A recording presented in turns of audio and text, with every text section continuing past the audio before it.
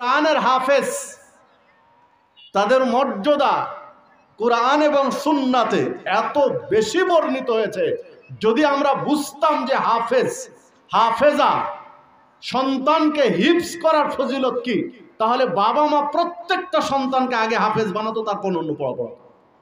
যদি এটা বুঝতাম, আগে টার্গেট রাখতো যে হাফেজ বানাই, এরপরে কিতাবখানায় পড়াবো, ইঞ্জিনিয়ার বানাবো, ডাক্তার বানাবো, আর কিছু বানাবো। কিন্তু আসলে আমরা বুঝি না। দেখুন, পৃথিবীতে দুনিয়াতে হাফেজরা সম্মানিত হয় কোরআনের হিফজ করার কারণে।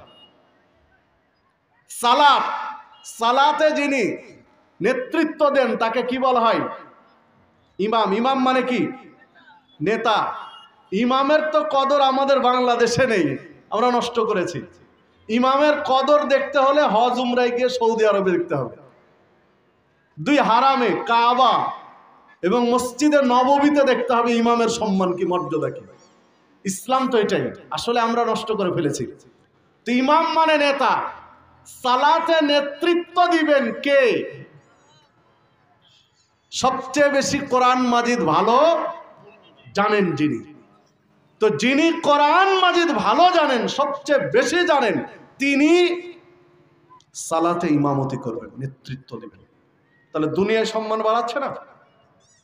মরার পরেও, আমি সংক্ষিপ্ত বলছি যেহেতু আমি মূল আলোচনায় যাব, মরার পরেও কোরআন মাজিদ সম্মান বাড়িয়ে দেয়। কিভাবে বাড়ায় দেখুন। উহুদের যুদ্ধে ৭০ জন সাহাবী শহীদ হয়েছিলেন। ৭০ জন সাহাবীর ৭০টা কবর খনন করা একসাথে কষ্টসাধ্য ছিল।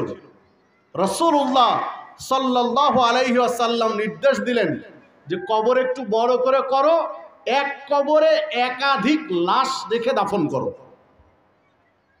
খনন একটু বড় করে করে এক কবরে লাশ রাখো একাধিক। তো এক কবরে যখন একাধিক লাশ রেখে দাফন করার ব্যবস্থা হলো, তখন এবার লাশ রাখার সময় সাহাবীদের মধ্যে একটু আলোচনা পর্যালোচনা শুরু হলো যে কার লাশটা কেবলার দিকে থাকবে।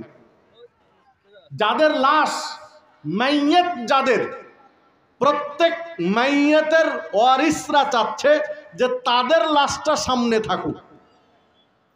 আল্লাহ রাসূল সাল্লাল্লাহু আলাইহি সাল্লামের কাছে অভিযোগগুলো গেল যে অভিভাবকরা, দায়িত্বশীলরা বা ওয়ারিসরা চাচ্ছে যে সামনে কিবলার দিকে তাদের লাশ থাকুক।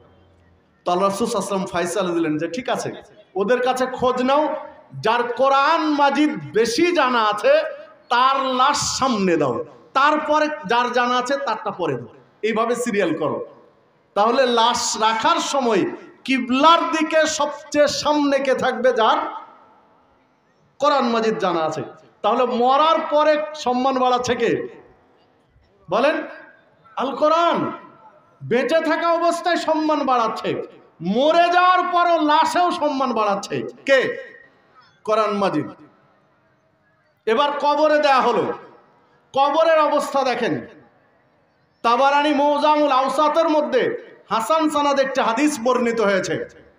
রাসূলুল্লাহ সাল্লাল্লাহু আলাইহি ওয়াসাল্লাম বলেছেন, যখন কোনো ব্যক্তিকে দাফন করা হয়, মারা গেছে, দাফন করা হলো, আযাবের ফেরেশতা আসে, সওয়াল জবাব হয়ে গেছে, আযাবের ফেরেশতা এসে কবরে প্রবেশ করতে চায়, মাথার কাছ দিয়ে কবরে ঢুকতে চায়, তখন কোরআন মাজিদ বাধা দেয়। কোরআন মাজিদ বাধা দেয় যে না, ও কোরআন তেলাওয়াত করতো, নিয়মিত কোরআন তেলাওয়াত করতো, তুমি ঢুকতে পারবে না। এখন কার পাওয়ার বেশি? কোরআনের পাওয়ার বেশি না ফেরেশতার পাওয়ার বেশি? কোরআন আল্লাহর কালাম আর ফেরেশতা আল্লাহর সৃষ্টি। ফেরেশতা আল্লাহর সৃষ্টি আর কোরআন আল্লাহর কালাম, এটা কালামুল্লাহ। কোরআন মাজিদ বাধা দিবে না, ও কোরআন তেলাওয়াত করতো, মাথার কাছে ঢুকতে পাবে না।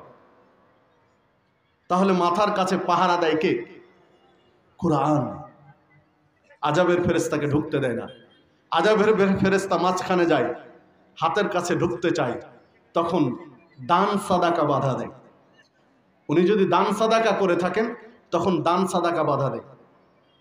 পায়ের কাছে চলে যায় ঢোকার জন্য, মসজিদ বাধা দেয় যদি মসজিদ মুখী হয়ে থাকে। সালাত পড়ুয়া ব্যক্তি হয়ে থাকে মসজিদ বাধা দেয়, যে হাদিস তাবারানে আওসাতের মধ্যে হাসান সানাদে বর্ণিত হয়েছে। দেখুন, কোরআন মাজিদ সবচেয়ে বেশি তেলাওয়াত করে হাফেজরা। যে 10 জন ছাত্রী কোরআনের হাফেজ হয়েছে, হাফেজা হলো ওই 10 জনের যে কোনো একজনকে আপনি জিজ্ঞাসা করেন, একটা পৃষ্ঠা, যে কোনো একটা পৃষ্ঠা বের করে দেন, পৃষ্ঠা বের করে দিয়ে বলেন যে এই পৃষ্ঠাটা তুমি কয়বার তেলাওয়াত করেছো, ও বলতে পারবে না, ওর বলার ক্ষমতা নেই। একটা পৃষ্ঠা যে কতবার পড়েছো নিজেও জানে না, ওর ওস্তাদও জানে না। কারণ এটা নাজেরা করেছে, সবক দিয়েছে, 7 সবক দিয়েছে, আমুক্তা করেছে, সবিনা করেছে, পারা তুলেছে, কত তেলাওয়াত করেছে, একটা শব্দ, একটা অক্ষরে, একটা আয়াত, একটা পৃষ্ঠা ও নিজেও হিসাব রাখে না। তাহলে যারা কোরআনের হাফেজ, বেশি কোরআন তেলাওয়াত করেন, তাদের মাথার কাজ সংরক্ষিত। সুবহানাল্লাহ, আল্লাহু আকবার। ফেরেশতা আল্লাহর কাছে ফিরে যান, ফিরে গিয়ে বলেন, আল্লাহ তুমি এমন এক বান্দার কবরে পাঠালে যার কবরে মাথার কাছে ঢুকতে দেয় না কোরআন মাজিদ, মাঝখান দিয়ে ঢুকতে দেয় না দান সাদাকা, পায়ের কাছে ঢুকতে দেয় না মসজিদ। আল্লাহ রাব্বুল আলামিন বলেন, ঠিক আছে তাহলে যাও, তোমার ছুটি, ওই কবরে ঢোকা লাগবে না, যাও। চিন্তা করতে পারেন কোরআন সম্মান কোথায় বাড়ায়? কবরের আযাব থেকে বেঁচে যাচ্ছে ওই ব্যক্তি। দেখুন, বিচারের পরে যদি হাসরের ময়দান বলেন, সেখানেও কোরআন মাজিদের আলাদা গ্রহণযোগ্যতা পাওয়ার আছে। এই বিষয়ে বেশি বলতে গেলে সময় চলে যাবে।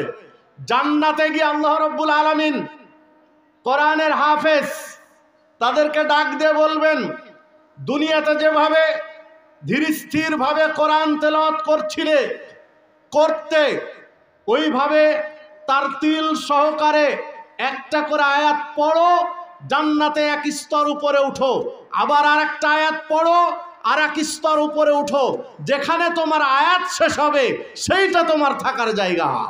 সুবহানাল্লাহ, আল্লাহু আকবার। এই হাদিসে বোঝা যায় যে কোরআনের যারা হাফেজ, তারা এই দৃষ্টিকোণ থেকে কোরআন তেলাওয়াতের দিক দিয়ে জান্নাতে সবার উপরে আছে, কারণ তারা সবচেয়ে বেশি মুখস্থ আছে, সবার উপরে চলে যাচ্ছে জান্নাত। তাহলে কোরআন মাজিদ দুনিয়াতে সম্মান বাড়ায়, কবরে রাখার সময় সম্মান বাড়ায়, কবরের আযাব থেকে মুক্তি দিতে সম্মান বাড়ায়, জান্নাতে সম্মান বাড়ায় কোরআন মাজিদ। আর কিছু চান? আর কি চান? তাই এসব প্রতিষ্ঠানগুলোর দিকে আন্তরিকভাবে খেয়াল রাখবেন। এই প্রতিষ্ঠানগুলোকে টিকিয়ে রাখার ক্ষেত্রে আপনাদের যেন সামান্যতম কোনো দুর্বলতা না থাকে, এগিয়ে দিবেন। হতে পারে এগুলো আপনার আমার নাজাতের ওসিলা, আপনার আমার মুক্তির পাথেও হতে পারে। এটা বাবা মা যারা তার সন্তানকে কোরআনের হাফেজ বানায়, তাদের বিষয়ে আল্লাহ রাসূল সাল্লাল্লাহু আলাইহি সাল্লাম বলছেন যে কোরআনের হাফেজকে আল্লাহ রাব্বুল আলামিন বলবেন, তোমার বাবা মাকে ডাকো, বাবা মাকে ডাক দাও, বাবা মাকে 2 জোড়া পোশাক পরিয়ে দিবেন আল্লাহ রাব্বুল আলামিন। রাসূলুল্লাহ সাল্লাল্লাহু আলাইহি সাল্লাম বলছেন, পোশাকগুলো এত দামি যে খায়রুম মিনাদ দুনিয়া ওয়া মা ফিহা, দুনিয়া এবং দুনিয়ার মধ্যে যা কিছু আছে, পৃথিবী এবং পৃথিবীতে যত কিছু আছে সবকিছু বিক্রি করে দিলে একটা পোশাকের দাম হবে। পোশাক পরে বাবা মা বলবে, আল্লাহ আমাদেরকে এত সম্মানিত করা হচ্ছে কেন? আমরা তো এত আমল করিনি, এত সম্মান পাওয়ার মতো তো আমল করিনি। আল্লাহ বলবেন, বান্দা তুমি তোমার সন্তানকে আমার কালাম কোরআন মাজিদ সংরক্ষণের জন্য হাফেজ বানিয়েছিলে, তাদের পক্ষে কোরআন মাজিদ তুলে দিয়েছিলে, চেষ্টা করেছিলে, খরচ করেছিলে, এই জন্য আমার কালাম হেফাজতের দায়িত্ব নিয়েছিলে তোমার সন্তানদের মাধ্যমে, এই জন্য আমি আজকে তোমাকে পুরস্কৃত করলাম এটা দিয়ে। তাহলে বোঝা যাচ্ছে কোরআনের হাফেজ যারা, তাদের বাবা মাকেও আল্লাহ সম্মানিত করবেন। আল্লাহ রাব্বুল আলামিনের কাছে এই পর্যায়ে প্রার্থনা করি যে এই প্রতিষ্ঠানে যে 10 জন ছাত্রী কোরআনের হাফেজা হলো, ইতিপূর্বে হয়েছে, আল্লাহ রাব্বুল আলামিন তাদেরকে কোরআনের খাদেম হিসেবে কবুল করুন। রাসূলুল্লাহ সাল্লাল্লাহু আলাইহি ওয়াসাল্লাম যে পুরস্কৃত করার ইঙ্গিত দিয়েছেন, আল্লাহ রাব্বুল আলামিন তার বাবা মাকে সেইভাবে পুরস্কৃত করুন। আল্লাহ রাব্বুল আলামিন এই প্রতিষ্ঠানটিকে দ্বীনের মারকাজ হিসেবে কবুল করে নিন। যে সমস্যাগুলো আছে প্রতিষ্ঠানে থাকতে পারে সেগুলো আল্লাহ সহজ করে দিন।